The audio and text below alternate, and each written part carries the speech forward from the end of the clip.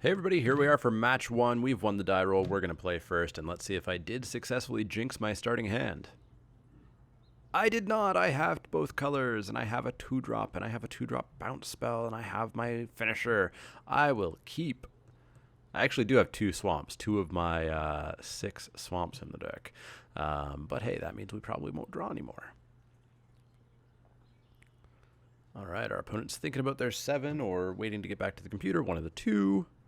We're going to go island, pass the turn. They are going to 6. So we're going to island, pass the turn, swamp, almost 100% play the accomplice. Unless there's some sort of just crazy 1-drop that I can't handle for a few turns. But that's pretty darn unlikely. Kept to 6. Scry to the... To the what? To the what? To the what? To the what? Scry to the top. All right.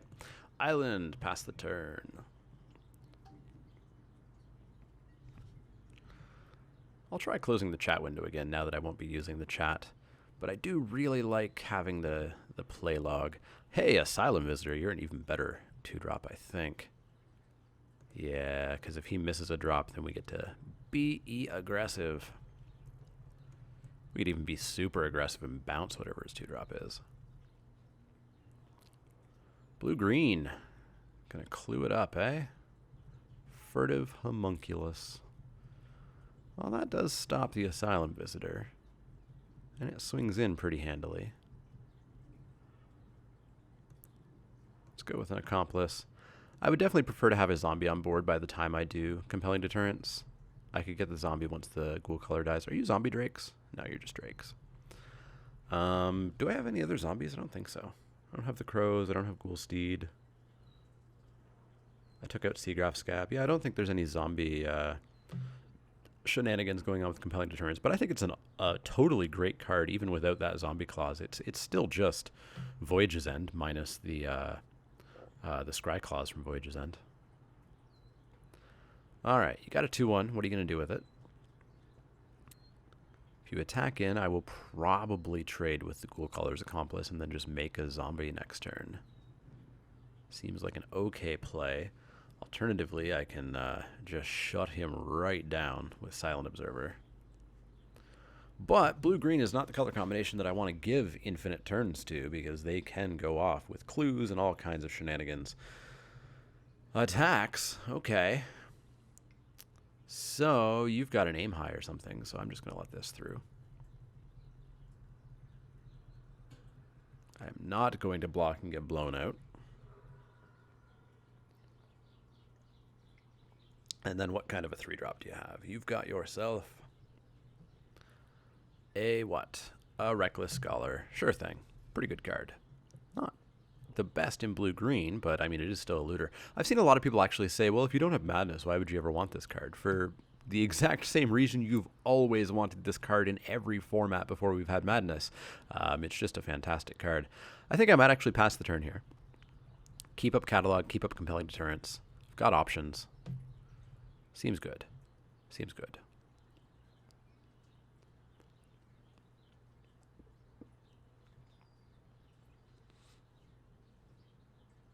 Seems totally fine.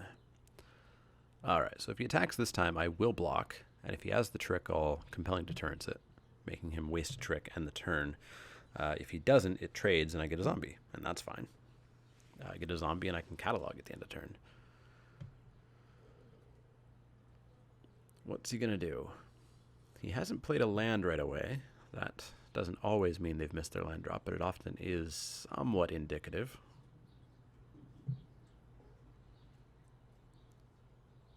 Some people definitely do stick very hard to the always play your land drops on the second main step, but many don't. So he's going to loot. I assume that means he does not have the land in hand, and that means he's going to have to discard a non-land here. I think he would have known otherwise what he was going to discard right away if he did draw a land off of it. So he could Madness Adjust the Wind. Just discards a Furtive Homunculus. All right. Go into combat. Sounds good. You're going to attack in. I will offer the trade. Do you like this trade? Do you have an aim high?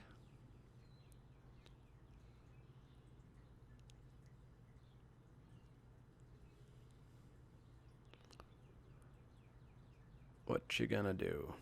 Aim high, confront the unknown wouldn't save it, so that would be a waste of a confront the unknown. No, just trade. Cool. That's fine. Totally fine. What do you have for 3? Do you have anything for 3? You have a Gloom Widow. Well, that's pretty good.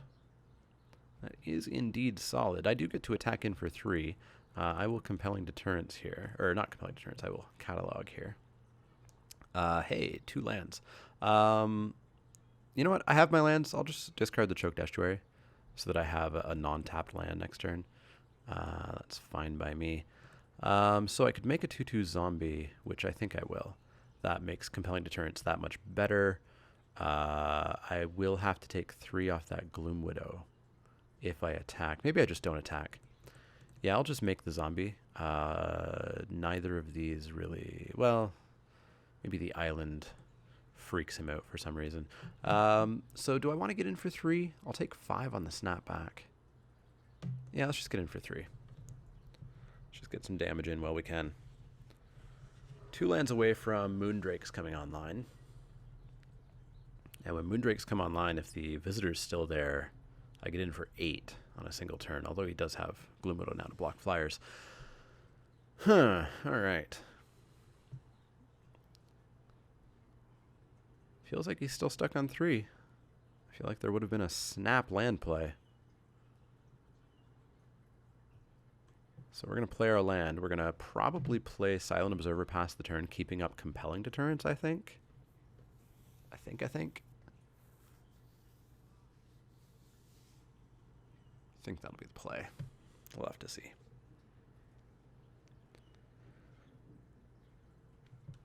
Well, he's either very confused about what to play or he's multitasking in some way, shape, or form. All right, go into combat. In with both. Okay.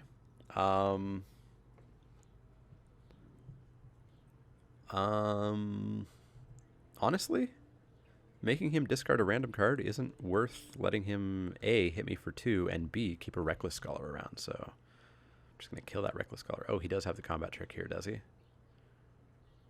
He did have the aim high. Interesting.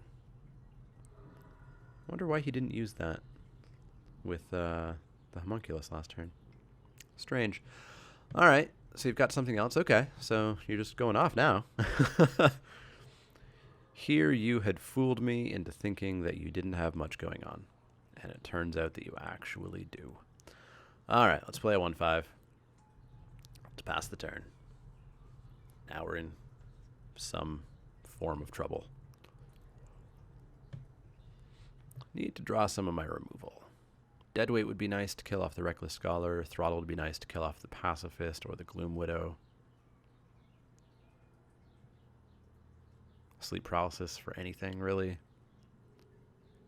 Just need to draw into that. Alright, he's casting an Intrepid Provisioner. Okay, so that Pacifist is going to be a 5/5. Huh. Well, I'm going to get smacked in the face for 5. That's less than enjoyable. Although I could bounce it. Yeah, I could just bounce it. Yeah, I think I will. In with the Pacifist and the Gloom Widow. I will block the Gloom Widow, bounce the Pacifist, I think is the plan. Bounce the Pacifist. Back to your hand. Seems fine.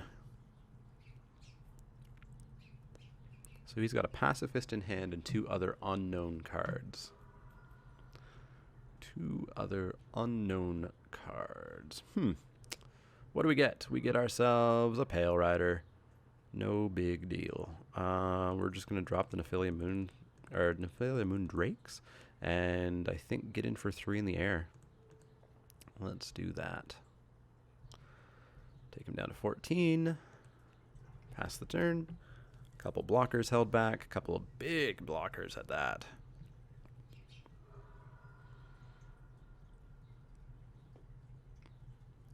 He's going to loot.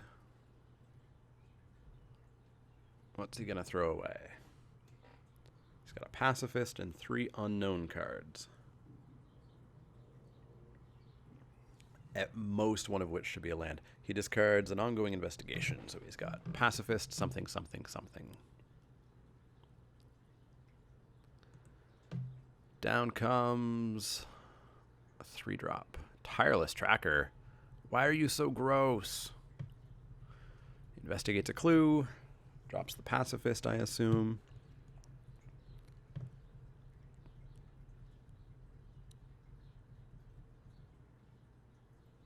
Maybe he's going to sack the clue instead just to make that bigger. He kind of realizes he has to potentially race here, maybe. No attacks. That's what I like to see. He's got a Lambholt Pacifist in hand. What are the odds that he also has an aim high? Well, we're going to find out because we're not going to win with the way the board is. He's just going to take the 5. Okay. Okay, that's fine. I like that. We're going to drop a Pale Rider, discarding our island. We're into top deck mode. Into top deck mode, but our flyers are alive. Going to sack that clue, get a counter, draw a card. Hopefully I do nothing but top deck removal now. Something to take down that Gloom Widow would be really nice. Play a land, get a clue. Friggin' Tireless Tracker, it's so good. Ooh, this is active. I don't have a card, so I will lose a life and draw a card. So I draw 2 cards. Nifty. All right, what's going to happen here?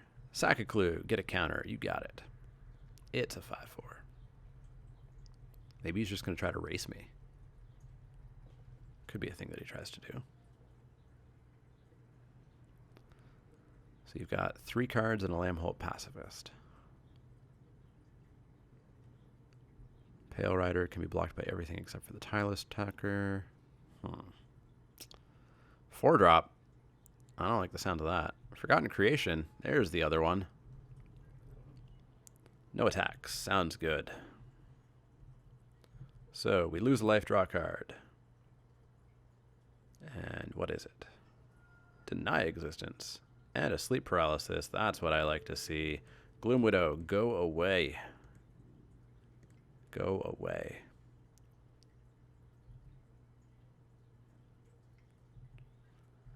Five in the air, pass the turn, and you must have an answer for Nephalia Moondrakes right now this second, / also the rest of my team flying.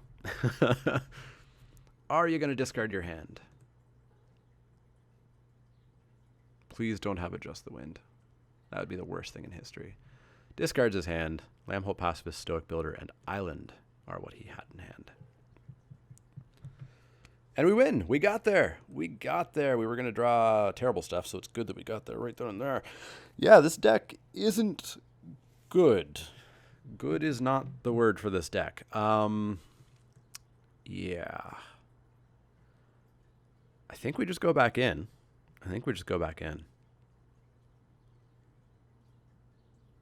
Yeah, let's just go back in. We just kind of need to do that. We have to hit the Moondrakes, unfortunately. And we need to live long enough to hit the Moondrakes. And if we do that, I think we have a chance. All right, our opponent is going to play first. Sounds good. We did not draw a swamp. And we have nothing until turn 5.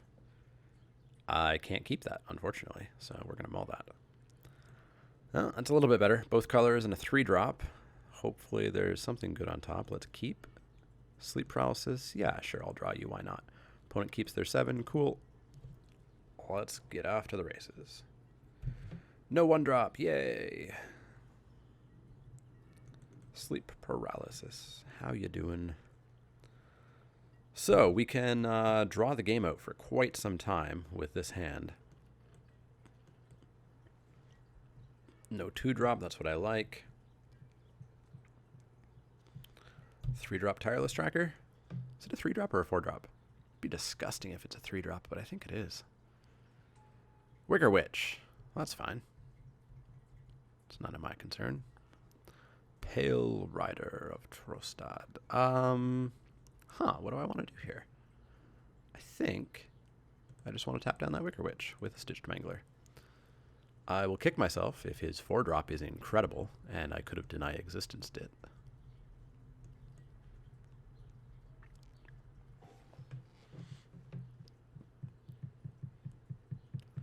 This turn, not sure what I'll do. I may just pass the turn holding up Deny Existence, unless this 4-drop is insane and needs to be paralyzed. This investigates, doesn't it? It does. That's why it costs so much. Passing the turn. Yeah, that's fine. Totally fine. So many kinds of fine. Yeah, I'll pass the turn right back. So why'd you do that? What do you have? Catalog?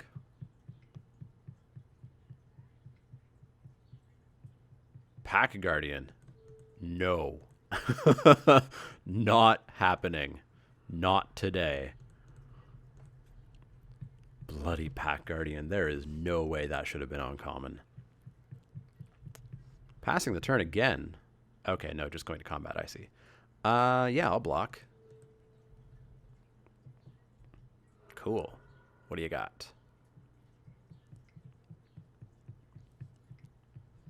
Thornhide Wolves. Well, that seems like a sleep paralysis target to me. Or it could be a gone missing target, actually. Or a compelling deterrence. Why aren't you a zombie? Stupid spirit. Yeah, we're just going to gone missing that. Turn off his draw step. Get a clue. Probably see that just be the same play next turn.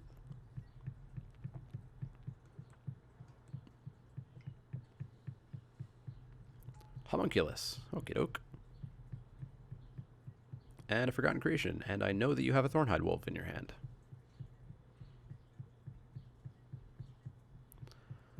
Storm Rider Spirit. So, we've got some things to think about. I think we pass the turn, play the Storm Rider Spirit, surprise kill the Homunculus, sleep paralysis on the Wolves next turn. Yeah. That's how it's going to go. We could also just trade with the Forgotten Homunculus, or Forgotten Creation. That is perhaps a decent option. It all depends, of course, on what he just drew there. If he drew a bounce or a pump spell, then we're in big trouble. No, I don't think the creation is that big of a deal. So we're just going to kill the Homunculus this turn. Oh, I can't block it, of course. Yeah, we'll kill the creation. Stupid Skulk. Thornhide Wolves. You got it. All right, so now we could sleep paralysis the Thornhide Wolves. Blue, 1, 2, 3. So I don't really want to be discarding lands or anything. Asylum Visitor. You're kind of cool. I don't have the second black to madness it out, annoyingly. Yeah, I think we'll just go Asylum Visitor. He has no cards in hand, so I'm actually going to get a draw. And I've got a clue. Oh, I like all of this. I like everything that's happening right now.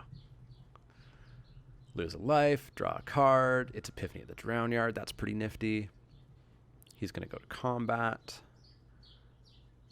I'm going to bounce that Thornhide Wolves. Bounce that Thornhide Wolves. There we go.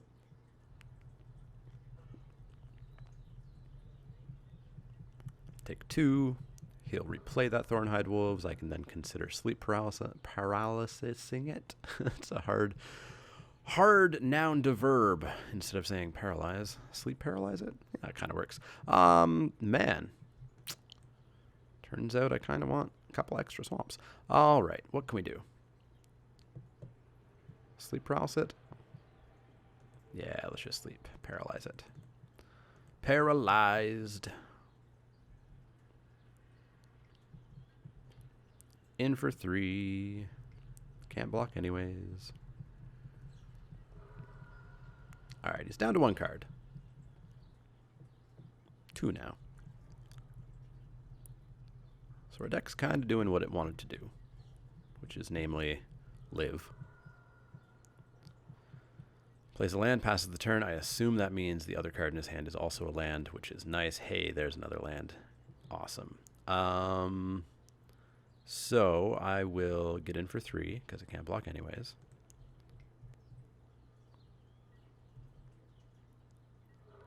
Drop a Ghoul Caller's Accomplice, pass the turn, and then we can Clue or Epiphany.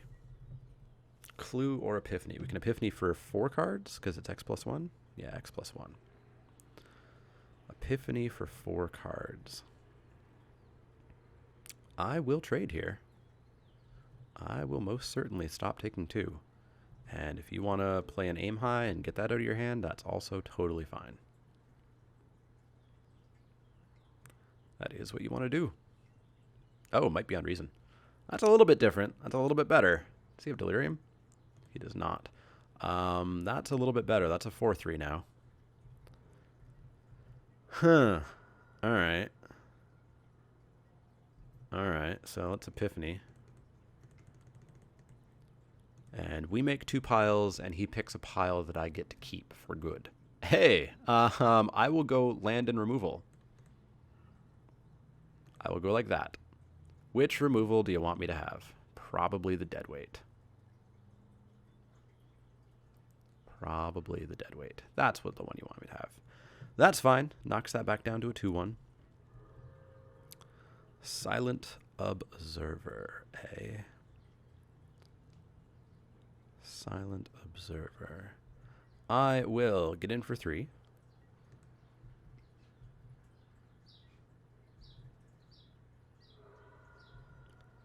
I will drop a Silent Observer. And then I'll drop a Pale Rider, discarding the Estuary. All right, we got blockers. He's got 1 card in hand that's almost definitely a land. 2 cards now. Should be okay. We should be able to go down to 0 cards, which means we'll start drawing 2 off the Visitor again. Stitchwing Scab, yeah, totally fine. Totally fine with a Deadweight in hand. You know I have a Deadweight in hand too. Yeah, Dead-weighted. Drew Adjust the Wind. Things are going good. So we've got 3 unblockable. 1 in the air. I'll go for it. I could just the wind, right? 7. Take him to 4.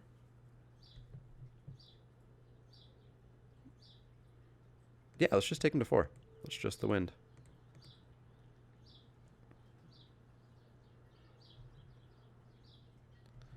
Take him to 4.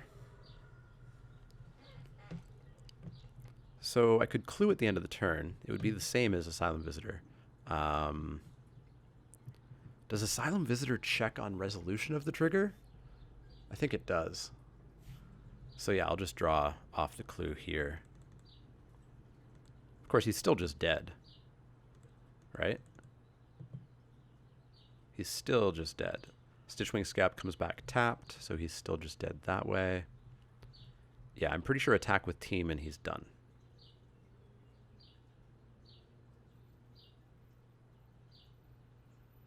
Yeah, there we go. What we were going to draw, Niblis. Awesome, we got there.